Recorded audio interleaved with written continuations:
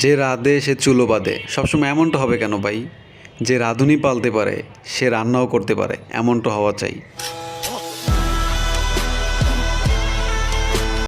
হঠাৎ করে ইচ্ছে করতেছিল যে মুরগির খিচুড়ি খাবো, যেই ভাবনা সেই কাজ শুরু করে দিলাম।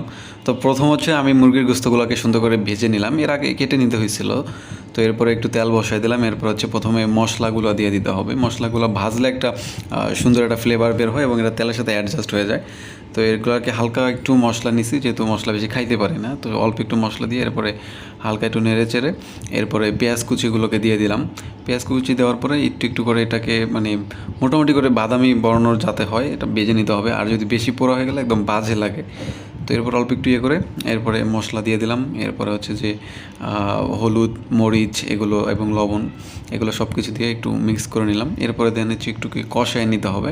তো মোটামুটি কষানো শেষ। এরপর হচ্ছে যে আমি গোস্তগুলোকে দিয়ে দিলাম, ভাজা গোস্তগুলো। অনেক হচ্ছে যে আবার ভাজে না, এমনি গোস্তগুলো দেয়, বাট আমার কাছে একটু বাইজে দিলে ভালো লাগে। এরপর মশলাগুলোর সাথে গোস্তগুলোকে ভালোভাবে মিক্স করে নিতে হবে অ্যান্ড একটু কষাইতে হবে, যা কষাইলে বেশি ভালো লাগে, কারণ গোস্তগুলো আমি হালকা অল্প একটু ভেজেছিলাম। এরপরে চালগুলোকে আগেই ধুয়ে রাখছিলাম, তো চাল আর ডাল একসাথে করে দিচ্ছি। এরপর হচ্ছে যে কষানোর ইয়েটার ভিতরে চালগুলোকে ঢেলে দিতে হবে অ্যান্ড দেন ঢেলে দেওয়ার পরে একটু নাড়াচাড়া করে নিতে হবে। নাড়াচাড়া করে একটু মিক্স করে হালকা একটু গরম পানি চাইলে দেওয়া যায়, আর না দিলে যে পানিটুকু আছে ওইটার সাথে মিক্সড করে দিয়ে দিলে হয়ে যায়।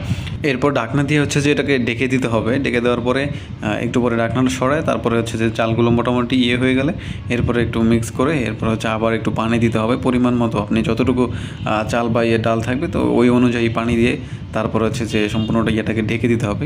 খিচুড়ি হইতেছিল, এই ফাঁকে আমি নিজেকে একটু রিপ্রেজেন্ট করতেছিলাম, একটু ভিডিও করলাম, ভালো লাগতেছিল। আর রান্নাঘরটা হচ্ছে যে মোটামুটি কিউট আছে আমার মতোই। আমি সবসময় সাজিয়ে রাখার চেষ্টা করি, যেহেতু সম্পূর্ণ আমাকেই করা লাগে।